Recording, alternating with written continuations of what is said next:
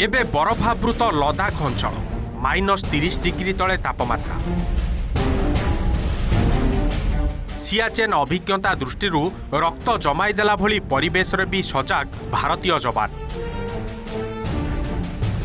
सेपटे चीन पटे असंभाळ हेलाणी की स्थिति। एभली कठिन परिस्थिति रे मास मास तिष्ठिबा संभव नुहे बोली हेजी सारिलाणी की पीएलए। एबे चीन पटु बारंबार आसुछि सैन्य प्रत्याहार प्रस्ताव। तेबे पूर्व स्थिति फेराइबा पाई समस्त शर्त न मानिबा जाए आंशिक सैन्य प्रत्याहार प्रश्न उठुनी बोली सफा सफा शुणाई देइछि भारत। या भितरे पूर्व लदाखरु सैन्य प्रत्याहार लगी भारत और चीन मध्य नवम पर्याय कोर कमांडर स्तरीय बैठक पाई कथबार्ता चलिथिबा सूचना देइछि चीन प्रतिरक्षा मंत्रालय।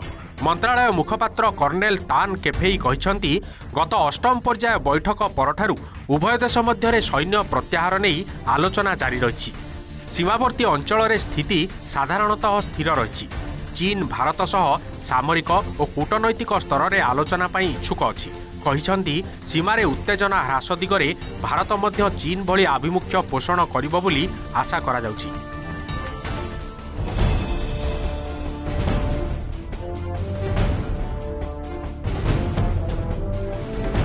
पांगोंग ह्रद समेत पूर्व लदाख अंचल में पारद खसिबा सह चीन भारत आगरे रखुछि विभिन्न प्रस्ताव।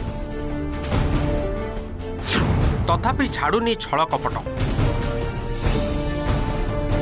किछि सप्ताह तले चीन देइथिबा सेभली एक छलनापूर्ण प्रस्ताव को प्रत्याख्यान करिदेइछि भारत।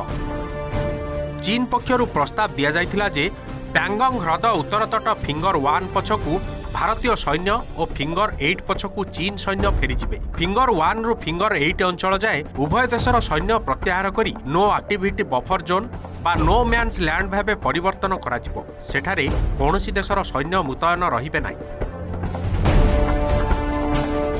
किंतु भारत पक्षरु एहाकु एक फासर आख्या देई सीधा सीधा असहमति प्रकाश करा जायछि। उभय देशर सैन्य मध्यरे संघर्ष हेबा पूर्वरु फिंगर 4 पर्यंत अंचल भारत अधीन रे थिला एवं ताहार शेष पर्यंत भारतीय जवान पेट्रोलिंग रे जाउथिले। तेबे चीन रो शर्त मानिले सेही अंचलर चीन रो नहेले भी भारत हातरु बाहरी जिवो। तेणु केवल एलएसी रो एप्रिल 2020 रो स्थिति फेराई आनिबा लक्ष्य रे सैन्य प्रत्याहार हेबो। अन्य कोनोसी शर्त बा स्थिति रे राजी नुहे बोली भारत शुणाई देछि। सेपटे नवम पर्याय कोर कमांडर स्तरीय बैठक हेले सेठारे पीएलए रो नवनियुक्त western theatre commander general Zhang Shudong को आभिमुख्य संपर्क रे भारत को धारणा मिलिबो बोली कहा जाउछि। Bureau report OTV.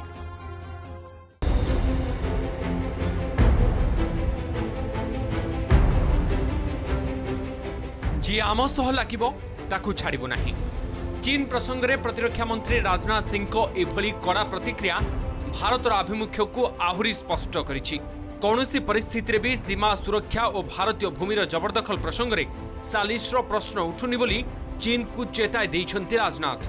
कहिछन्ति से दुनियार जेकोसी देश हेउना काहेकि जदि केही विस्तारवादी अटे और आम माटी को कब्जा करने को चेष्टा करे तेबे निज माटी को कहा हाथ को जीवाकु न देबा पई भारत पाखरे ताकत क्षमता एवं शक्ति अछि।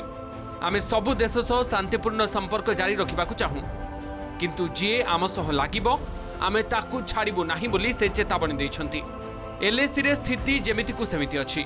सामरिक और कूटनीतिक आलोचनार सार्थक समाधान बाहरी नाही। एलएसी रे सैन्य संख्या ह्रासर प्रश्न उठु नाही बोली कहिसन्ति राजनाथ। न डिप्लॉयमेंट न तो डिप्लॉयमेंट हमारा कम होगा और मैं समझता हूं कि उनका भी डिप्लॉयमेंट कम नहीं होगा। नहीं, यदि कोई देश विस्तारवादी है, एक्सपेंशनिस्ट है और भारत के भूमि पर कब्जा करने की कोई कोशिश करता है, तो कि टुकड़े को हड़पने की कोशिश करता है, तो भारत के अंदर वह ताकत है, भारत के अंदर वह कुवत है कि किसी भी सूरत में अपनी जमीन को किसी दूसरे देश के हाथ में नहीं जाने देगा, चाहे दुनिया का कोई भी देश हो। हमारे देश की सेना देशवासियों का मस्तक नहीं झुकने देगी। क्या क्या हुआ है मैं खुलकर नहीं बोल सकता हूं क्योंकि दोनों देशों के बीच बातचीत का दौर चल रहा है, लेकिन भारत वासियों का मस्तक झुका नहीं है, यह बात मैं दावे के साथ कह सकता हूं। और हमारी आंख तो सचमुच बिल्कुल जिसे कहा जाए ना, हमारी नज़र तो बस चिड़िया की एक आंख पर होती है। जो हमको छेड़ेगा तो हम उसे छोड़ेंगे नहीं, बस चाहे जो भी हो। ଏହା ପୂର୍ବରୁ ଚୀନର ଦୋମୁହାଁ ନୀତି ସମ୍ପର୍କରେ ସୂଚନା ଦେଇଥିଲେ ବାୟୁସେନା ମୁଖ୍ୟ। ଚୀନ ଏପଟେ ଆଲୋଚନା ପାଇଁ ଇଚ୍ଛା ଦେଖାଉଛି, ସେପଟେ ଜୋରଦାର ସମରସଜ୍ଜା ବି ଚଳାଇଛି। ଭାରତୀୟ ବାୟୁସେନା ମୁଖ୍ୟ air chief marshal RKS Bhadauria କହିଥିଲେ, ପିଏଲ୍ଏକୁ ସହାୟତା ପାଇଁ ଚୀନର ବାୟୁସେନା ଏଲ୍ଏସି ସାରା ରାଡାର, ସର୍ଫେସ୍ ଟୁ ଏୟାର ଏବଂ ସର୍ଫେସ୍ ଟୁ ସର୍ଫେସ୍ ମିସାଇଲ ମୁତୟନ କରିଛି।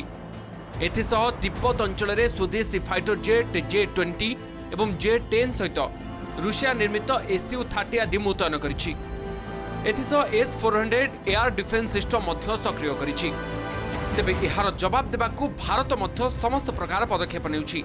ଲଦାଖ ସେକ୍ଟରରେ ରାଫେଲ ଏବଂ MiG-29 ଯୁଦ୍ଧ ବିମାନ ମୁତୟନ କରାଯାଇଥିବା କହିଛନ୍ତି ବାୟୁସେନା ମୁଖ୍ୟ। With the new PLA doctrines underscoring the importance of developing force protection capabilities to counter US global dominance, there is a direct impact of such developments on our security matrix. Let me assure the audience that the Indian Air Force of today is capable of winning all forms of warfare on multiple domains and levels. And IF would also continue to play a key role in serving national interests and providing key capabilities for extending a stabilizing hand in the region. Bureau Report, OTV.